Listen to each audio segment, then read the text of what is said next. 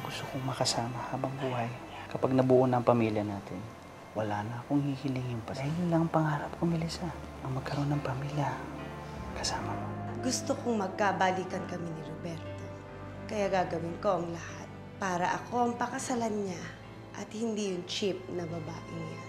Roberto, may dumudukot sa akin! Melissa? Roberto, tulungan mo ako! Melissa! Roberto, tulungan mo ako!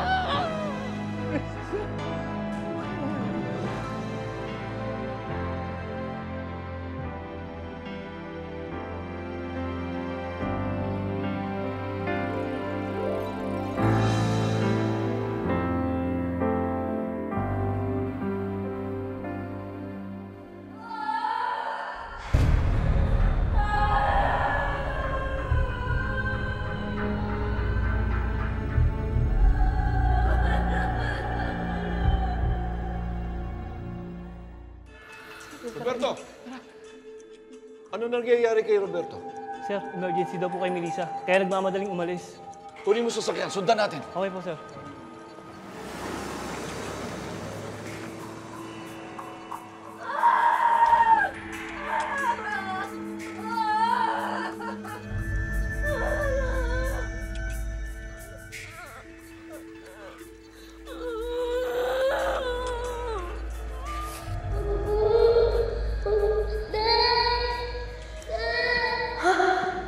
Melissa, anak, huwag ka na umiyak. Nanaginip ka na. Isang masamang panaginip. May mga libro po. Inaatake na po nila ako. Hindi totoo ang mga halimaw. Pwede po parang sila totoo. Ganito na lang gawin natin, ha, Melissa? Humiga ka ulit. Ipikit mo ang mga mata mo. Tapos kakantahan kita. Tapos makikita mo, wala na sila lahat. Ha? Masigal ka na. Higit na, anak. Matulog na.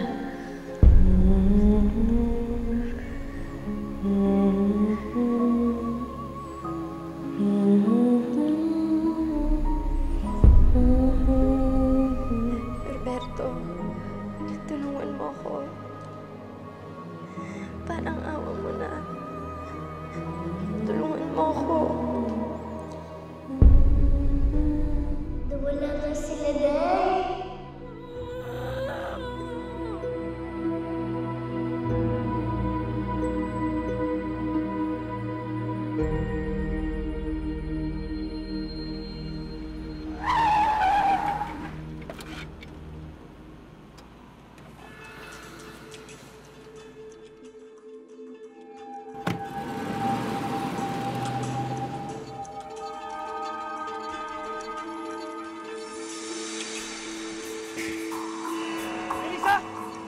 Melissa! Melissa!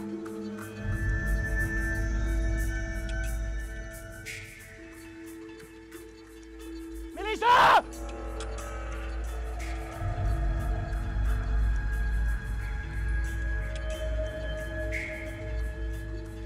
Melissa!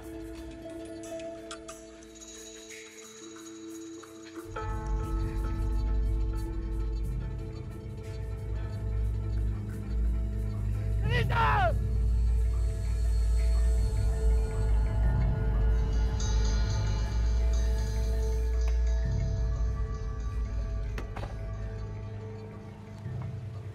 Ano nangyayari dito? Roberto! Ano nangyayari? Ha? Si Melissa. Kausap ko lang si Melissa eh. Biglang nawala eh. Parang may dumukot sa kanya eh. Sino? Hindi ko alam pa. Bigla na lang nagsisigaw siya. Kausap ko lang siya. Just relax, okay? Ha? Calm down. Okay? Baka kung ano nangyari sa kanya. Baka may nangyari sa kanya masama pa. Wala akong nagawa para iligtas siya. Papa, hindi ko mapapatawad sa sarili ko. Pag may nangyari sa kanya, pa, hindi ko mapapatawad sa sarili ko.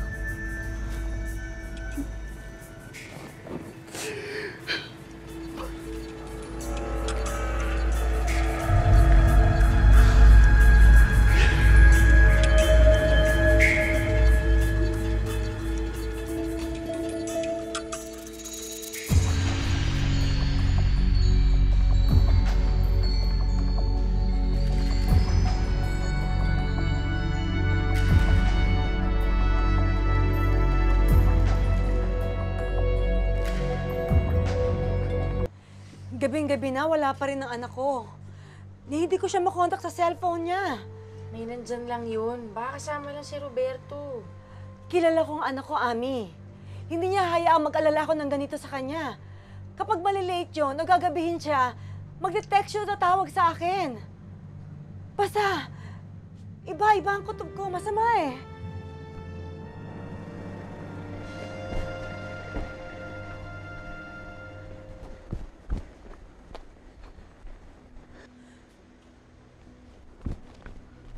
Ami?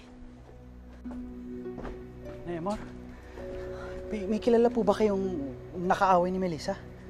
Wala naman yung nakakaaway ah. Manliligaw na binasted niya. Wala rin. May nakikita ba kayong ibang nakakausap niya? Wala! Bakit ba, Roberto? Asan ba ang anak ko? May nangyari bang masama sa kanya? Huwag po sana kayo mabibigla, Nay. Pero may dumukot kasi kay Melissa eh. Tinangay siya ng di kinalang mga lalaki. Hindi namin alam kung nasaan siya. Diyos ko. Ang anak ko. Ami. Roberto.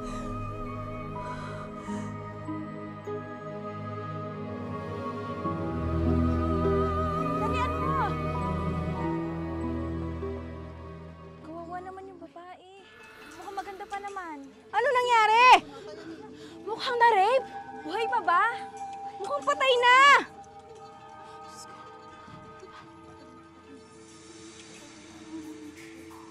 May pulso pa siya. Mahina na pero meron pa. Tumawag kayo ng mga tanod at mga polis. Bilisan nyo!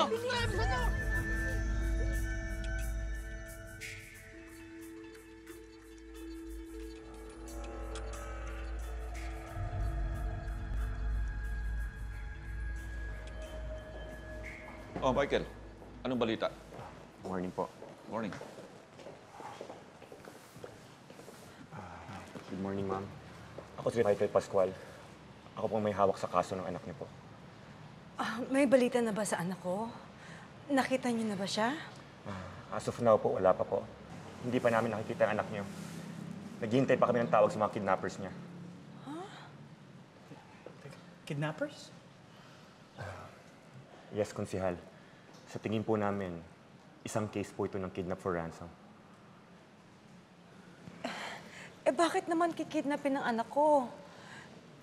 Wala kaming pambabayad ng ransom. Alam po ng buong bayan na ikakasal ang anak niyo kay konsihal. Kaya siguro ito naging motibo ng mga kidnappers po. Excuse me lang po.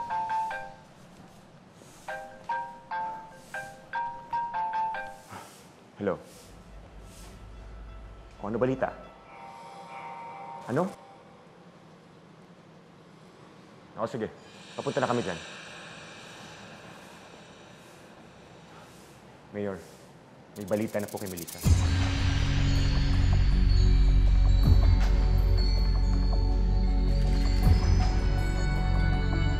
Natagpuan sa isang kalahipan si Melissa.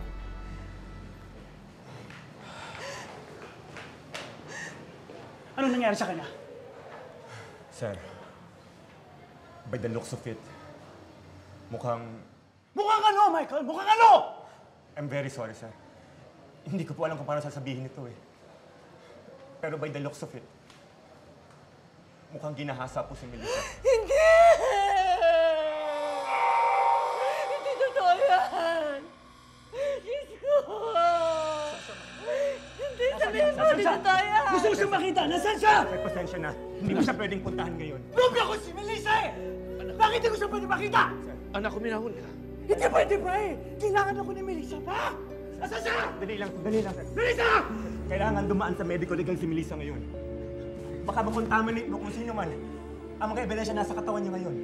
Kaya pasensya na po, sir. Hindi mo siya pwede puntahan hanggang hindi pa tapos ang investigation.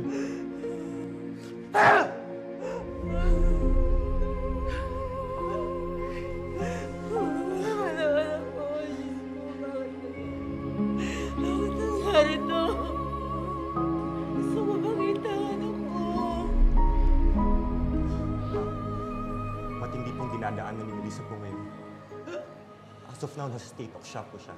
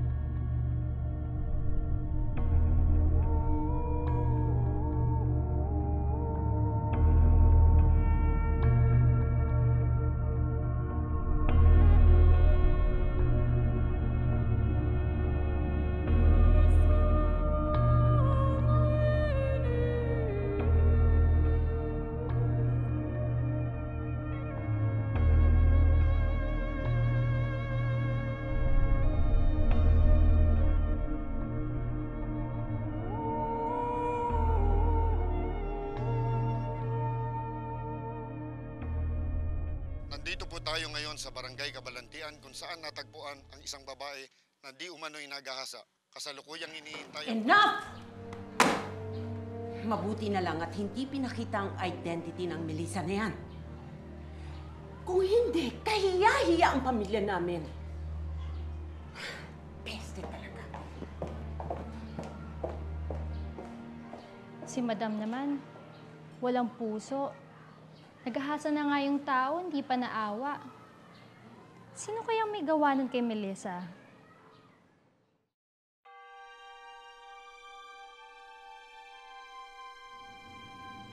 Nakukuha ko lahat ng gusto ko. At gusto kong magkabalikan kami ni Roberto. Kaya gagawin ko ang lahat. Para ako ang pakasalan niya at hindi yung cheap na babaeng yan. Teka, di ba sabi mo gagawin mo ang lahat para mapaghiwalay sina Roberto at Melissa? Don't tell me ikaw may pakana sa pagpaparape kay Melissa. Anong pinagsasabi mo, Sheila? Tingin mo ba kaya kong gawin yun? Hindi ako isang demonyo. Hindi ko mapapagawa yun sa isang babae ring katulad ko. Hindi ako ganun kasama katulad ng iniisip mo. Bakit ba ayaw pa nila ipakita sa akin ang anak ko? Ano na ba nangyayari sa kanya?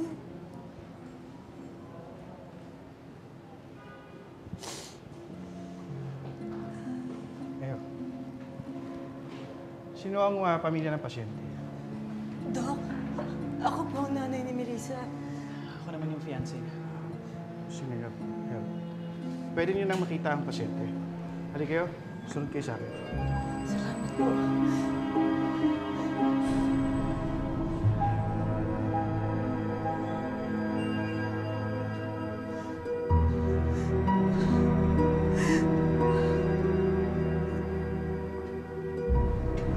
Melissa? Anak? Mrs. Nasa state of shock po ang anak niyo. Hindi kinaya ng utak niya ang trauma na nangyari sa kanya. Kaya binablock ng utak niya ang lahat ng pwedeng pumasok dito. Kawawa naman ang anak ko, Dok.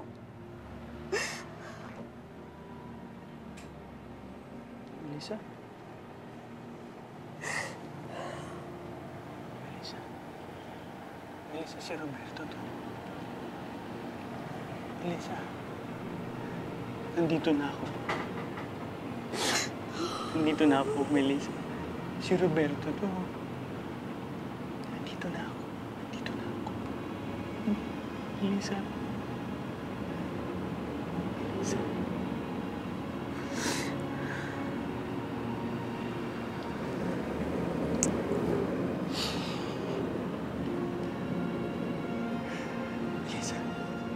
Melissa. Melissa. Melissa, anak.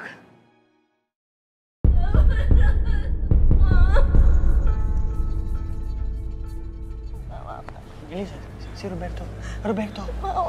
Si Roberto ako. Kalayuan mo ako. Melissa. Melissa. Kalayuan mo Melissa. ako. Kalayuan sa akin! Hayop ka! Hayop ka! Hayop ka! Layuan mo ako!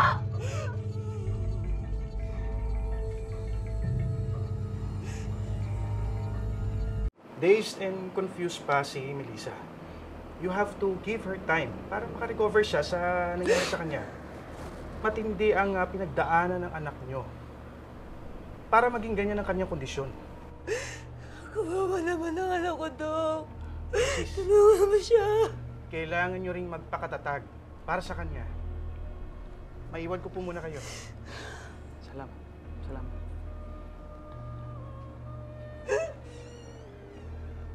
Nayo mo? Sino gumawa na ito sa anak ko, Roberto?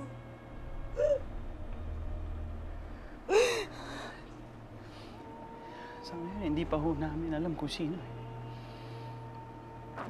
Pero kumikilos na ho silang lahat para matuntun ng mga gumawa nito. Napakahayop nila! Ano ba naging kasalanan na ano ko para gawin ito sa kanya? Napakahayop nila! Napakahayop nila! Huwag kayo mag-alala. Gagawin ko ang lahat. Sisiguraduhin ko. Magbabayad sila. Hindi ho ako titigil hanggat hindi sila nagbabayad. Pinapangako ko.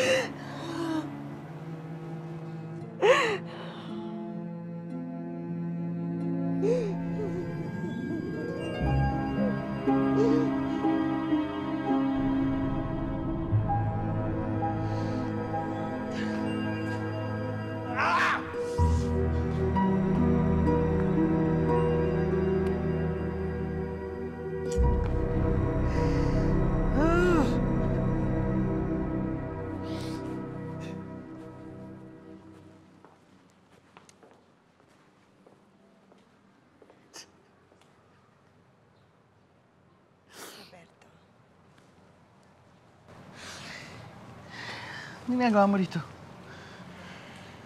Nabalitaan ko ang nangyari sa inyo. Gusto ko lang sanang makiramay.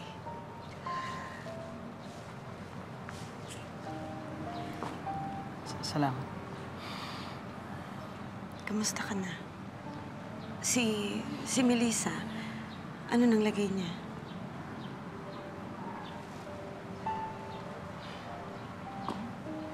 Hindi ko kasi kayang makita siya ng ganun ang sitwasyon niya eh.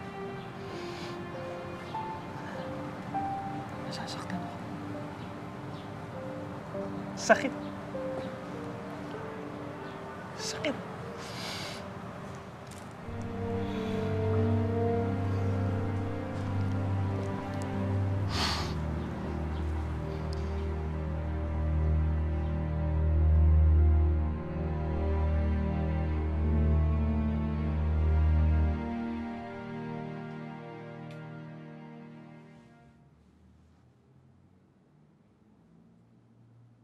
Natatakot ako sa panaginip ko. Ang dami-dami galibo, hinahabol nila ako. Tandaan niyo po ako, bawal na mawala po sila. Oh, sige, anak. Teka, dito ka.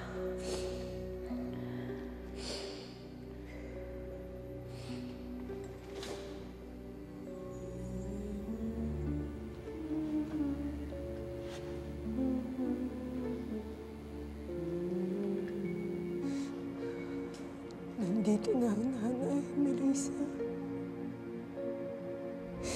Hindi mo na kailangang matakot. Nandito na ang nanay.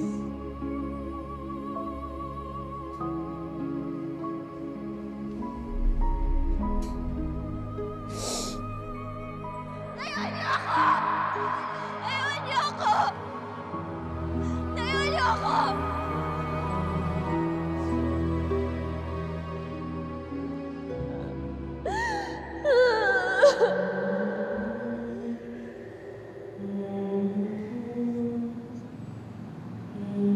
Nay?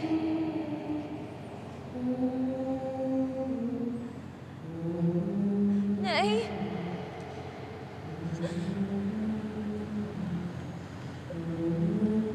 Nay, asan po kayo?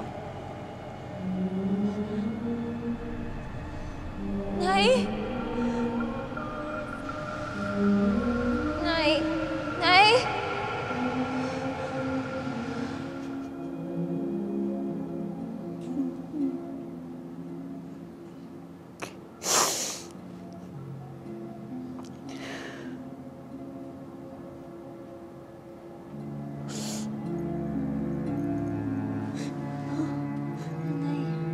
Melissa, anak.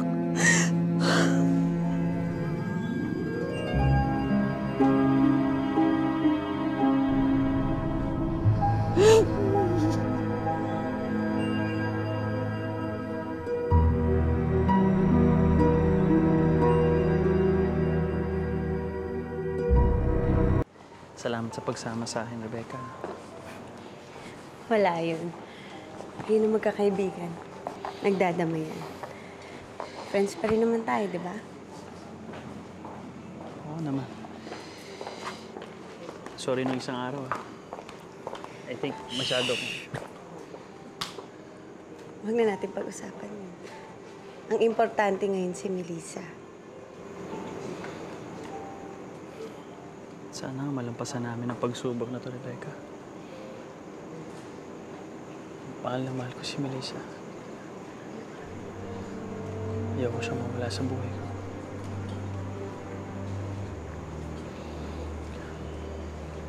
Salamat ulit, ha.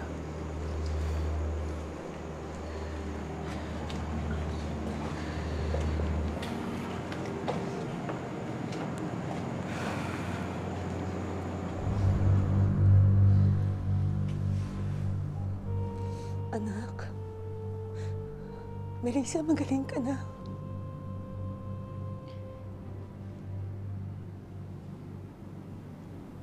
Nanay, nasan ba ako? Nasa ospital tayo, anak. May mga nakakita sa'yo sa isang masukal na lugar. At sila nagdala sa'yo dito. Roberto, may dumudukot sa akin! Nga sabi! Nga!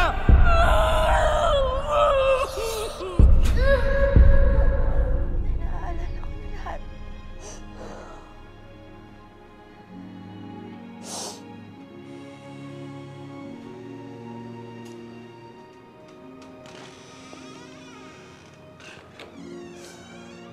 Melissa?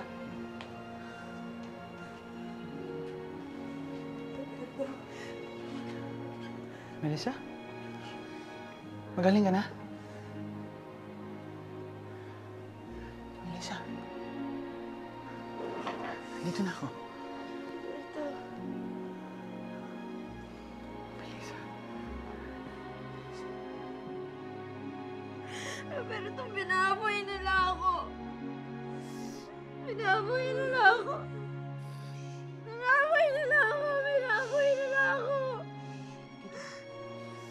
Binaboy nila ako. Andito na ako. Binaboy nila ako. Binaboy nila ako. Melissa, andito na ako. Binaboy nila ako. Binaboy nila ako. Binaboy nila ako. Binaboy nila ako. Binaboy nila ako. Nay, binaboy nila ako. Binaboy nila ako. Bakit nasa ospital ka? Nay, ginagawa niyo dito! Maduming babae ang si Melissa at hindi siya nababagay sa uniko iho ko. Tungkol sa kasal natin, hindi na natin siya kailangan ituloy. Ikaw lang babae para sa akin. Kaya itutuloy natin ang pagpapakasal. Talaga palang tuloy ang kasal ng bruhang babaeng yan sa anak ko. If I could only do something. 2 buwan na po akong hindi dinadatnan. Ano?